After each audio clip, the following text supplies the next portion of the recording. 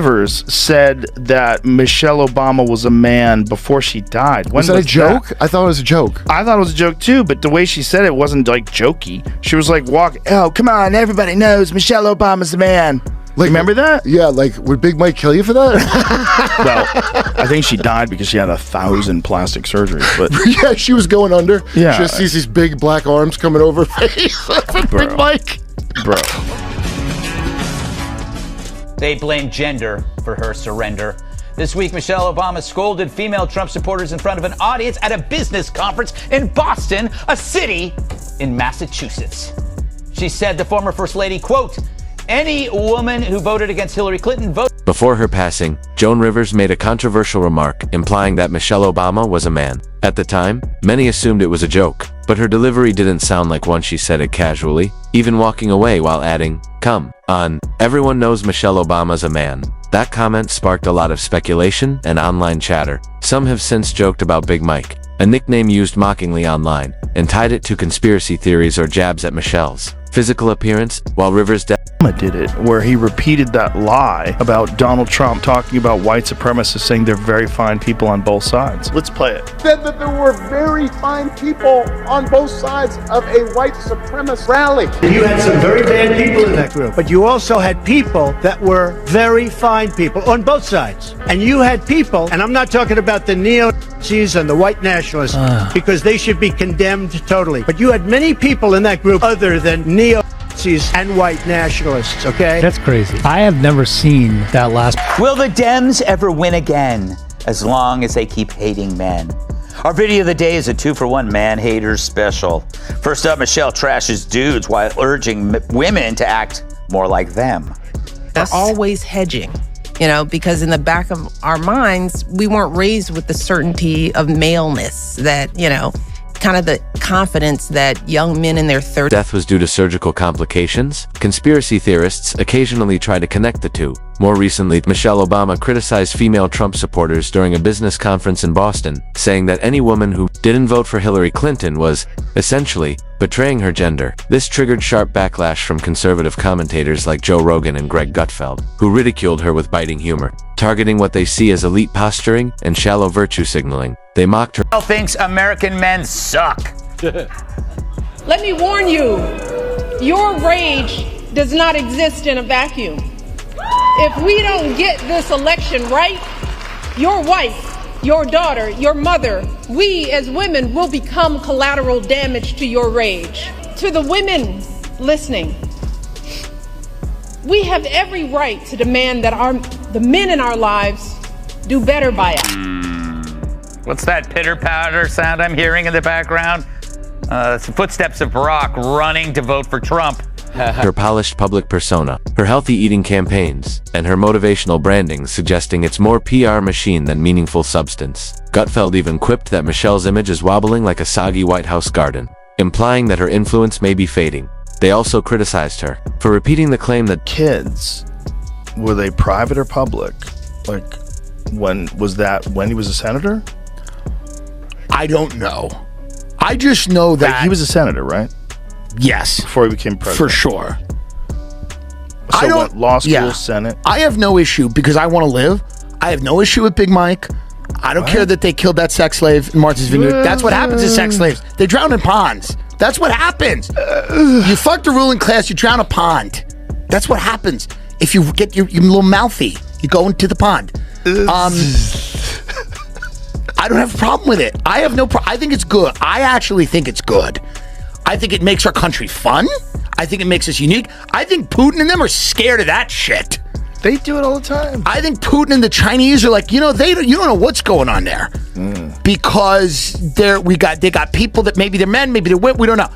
Donald Trump praised white supremacists after the Charlottesville rally. However, they pointed out the full context of Trump's statement, in which he specifically condemned neo-Nazis and white nationalists. Toward the end of her recent speech, Michelle lamented how women aren't raised with the same confidence as men, implying that women should adopt more assertive traits typically associated with masculinity. Critics interpreted that as another jab at men. Surprised fans on our new podcast by saying her pet peeve about her husband is that he's chronically late.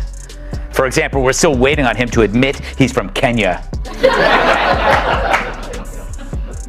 And as for Barack's pet peeve about Michelle, he's mad that she keeps leaving the toilet seat up. When she cleans it. When she cleans it. Feeding into a narrative that Democrats are out of touch with male voters. Lastly, Michelle Obama's post-White House career has blended celebrity, activism, and personal branding. Critics argue she's used that fame to push feel-good messages without real substance, turning kale, dancing, and Instagram quotes into political statements. As the 2024 election looms, some are warning that dismissing or alienating men could good time. The country's almost back to normal before World War III. COVID was just so strange. We lost a lot of people during COVID, and most of them are still alive. Yeah. Before COVID, I would have told you that vaccines are the most important invention in human history. After COVID, I'm like, I don't think we went to the moon. I think Michelle Obama's got a dick. I think Pizzagate is real. I think there's direct energy weapons and come back to haunt the Democratic Party. Michelle Obama recently called on women to demand more from the men in their lives, urging them not to settle for less, to which the comedic right-wing response was swift and ruthless. Joe Rogan joked that the pitter-patter in the background was the sound of Barack Obama running to vote for Trump, along with Greg Gutfeld. He didn't just roast Michelle, they held up a mirror to her highly curated public image and asked the uncomfortable question, what exactly has she done lately? Besides, reflect on how difficult it was to be loved by the media while living in a mansion paid for by taxpayers. They poked holes in the post-White House mythology surrounding the Obamas. Questions floated around, were the kids raised in private or public school? Was that during Barack's Senate years or later?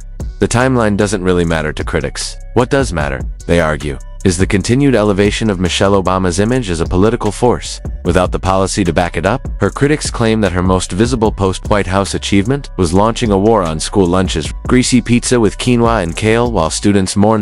What does it mean for us as women that we look at those two candidates and many of us said, that guy, he's better for me.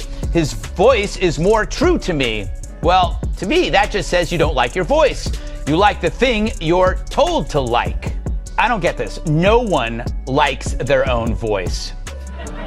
Have you ever listened to your own voicemail? It is horrifying. Their French fries. While world leaders were struggling with economic collapse and global conflict, Michelle was focused on sweet potatoes. Some saw it as noble. Others saw it as tone-deaf.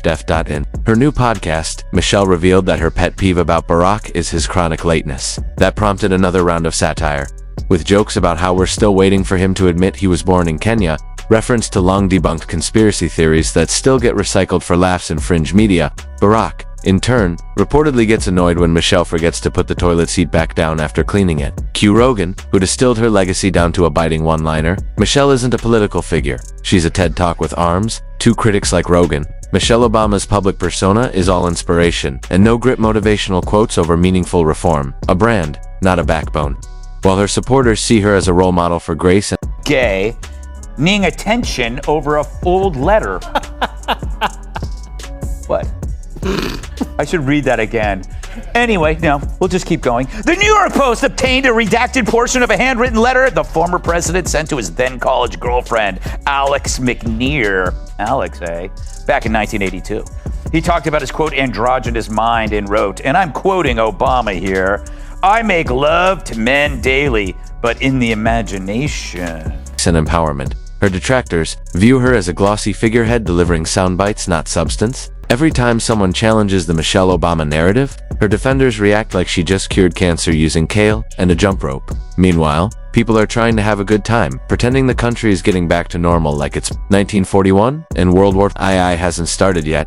Commentary around the COVID era, referred to here as CO, has turned surreal. One moment you believed vaccines were humanity's greatest achievement, the next, you're questioning if we even went to the moon. That's the cultural whiplash. Suddenly, fringe theories flood the mainstream, from pizza-related conspiracies to wild claims about Michelle Obama's gender claims that serve more as outlets for societal confusion than legitimate discourse. Greg Gutfeld, never one for sugarcoating, zeroed in on the irony at the heart of Michelle Obama's public image. For someone who claims to be a reluctant public figure, she's done just about everything a celebrity politician can do. Multi-million-dollar Netflix deals, sold-out stadium tours, and a memoir marketed harder than most Marvel movies. She presents herself as above the... that Michelle Obama should run for president. If she won, she could pull her cock out and China would just give up. I was fucking wheezing. I couldn't breathe. Big Mike. Big Mike. Big Mike. It's like crazy.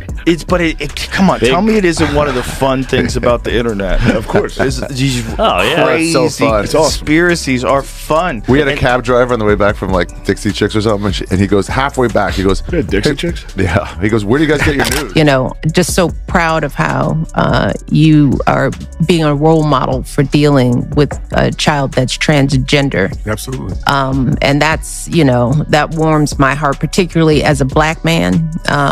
You know, of the political Fragus, a private citizen trying to make a difference. But she's constantly signaling bigger ambitions. One moment she's declaring she wants a normal life. The next, she's subtly hinting at presidential potential on her podcast. It's calculated. Stay revered without being held accountable. Stay visible without being scrutinized. Michelle has perfected what could be called celebrity neutrality, always in the conversation, never on the ballot. She lectures the nation on inequality from a platform built on massive book deals and high-paid speeches. Her struggles often feel out of touch, like complaining about wilted organic arugula on a private jet. It's hardship, Whole Foods, edition. When she questioned how women could vote for Donald Trump over Hillary Clinton, suggesting it revealed something about how women don't like their own voice. The audience was expected to nod along, but most people don't even like the sound of their own voicemails. Self-doubt is not a gendered political crisis. It's human nature. Gutfeld wasn't buying any of it. He called out what he saw as a polished, choreographed grievance routine, lamenting the hardships of being adored. While many Americans juggle multiple jobs with no safety net, she was treated like royalty by the media. Late-night hosts couldn't praise her enough. Vogue would have declared a stumble on stage a powerful metaphor for resilience. Yet, despite the red carpet treatment, Michelle Obama often frames her public experience. Rumors continue to escalate for the Obamas. Hopefully they can settle it like men. Terrible that you would applaud that. Experience as a kind of exile, like she was banished to political Siberia with nothing but a salad spinner and a dream. The victimhood tone, from someone who had every cultural and institutional spotlight shining on her, feels less like truth and more like branding. The real critique, not that she succeeded, but that she turned her platform into a sermon, one that scolds more than it serves, and sells inspiration while sidestepping any real risk. Critics argue that while countless aspiring writers sit in basements crafting entire trilogies with no audience, Michelle gets the stage and uses it to complain about kale. While countless people carry deep, unspoken trauma that wouldn't even earn a local book club invite, Michelle Obama publishes hers like it's a classified dispatch from an emotional war zone. It's less about vulnerability and more about market value. Then came another media frenzy, this time over Barack Obama. The New York Post obtained a redacted portion of a letter he wrote in college to his then-girlfriend, where he mused about having an androgynous mind, and added, "I make love to men." Is calling out Oprah and Michelle Obama for hypocritical speeches at the DNC Watch. She's up there talking about income inequality. Like, hey, lady. Yeah, I know. You're rich as Like, how is that equal? And also, when Michelle Obama was saying, you know, I think she was saying her mother or grandmother was always suspicious of people who took more than they needed. Yes. Like, you are worth so much money. Take more than they need. The Obamas have 4 mansions. I mean, it's a bunch of rich people talking about rich people. And daily, but in the imagination, the internet lit up. Not because of the nuance, but because of the spectacle. Joe Rogan, never one to miss a moment, pointed out the irony. Michelle Obama insists she wants privacy. Right before inking another multi-million-dollar Netflix deal, her privacy is more lucrative than most people's resumes. She's managed to monetize mystery. She could release a blank notebook titled My Private Truths, and it would top the bestseller list by lunchtime. Greg Gutfeld wasn't buying it either. He called out the double standard. Michelle can recycle the same feel-good slogans about unity and hope, and the media treats it like she solved climate change with a vision board and essential oils.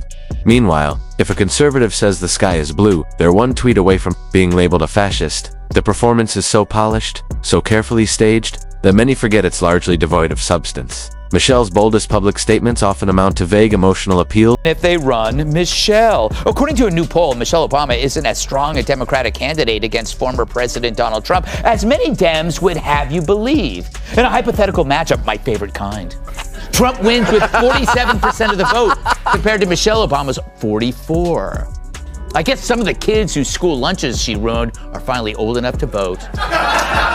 Feels safe studio with all the nutritional value of a fortune cookie, no clear policy, no actionable agenda. She's a political horoscope, just vague enough to sound deep, just polished enough to avoid scrutiny. There's even been talk that Michelle should run for president. One online comedian joked, if she ran, she could pull her credentials out on stage, and China would just surrender. Crude yes but it captures the absurd internet fascination with her mystique. The Big Mike meme may be juvenile, but in the chaotic playground of online culture, conspiracy and comedy often blur into one. It's not always about belief, about entertainment.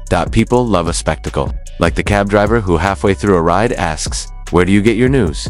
With the wide-eyed conviction of someone about to reveal the truth, it's part of the age we live in where everything from pop concerts to political commentary bleeds together. To her credit, Michelle has supported causes like LGBTQ+ youth and trans children, often positioning herself as a symbol of empathy and modernity. But politically, she walks a fine line, never fully in, never fully out. Just visible enough to earn headlines, just distant enough to avoid tough questions. It's public adoration without personal risk. Applause without accountability, that as Gutfeld put it, it's leadership cosplay. The costume changes with